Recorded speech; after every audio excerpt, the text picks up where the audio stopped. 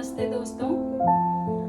अगर आपको सर्दी जुकाम खांसी हो रही है तो आप जुकाम के लिए, बंद नाक के लिए, बहती हुई नाक के लिए आप अजवाइन की स्टीम ले सकते हैं।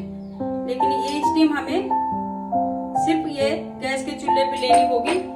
कई लोग क्या करते हैं, लौंग और काली मिर्च, अजवाइन इसमें डाल देते, स्टीमर में डाल देते हैं। ऐसा हमने नहीं करना है, इसमें ज्यादा इफेक्टिव नहीं होता है।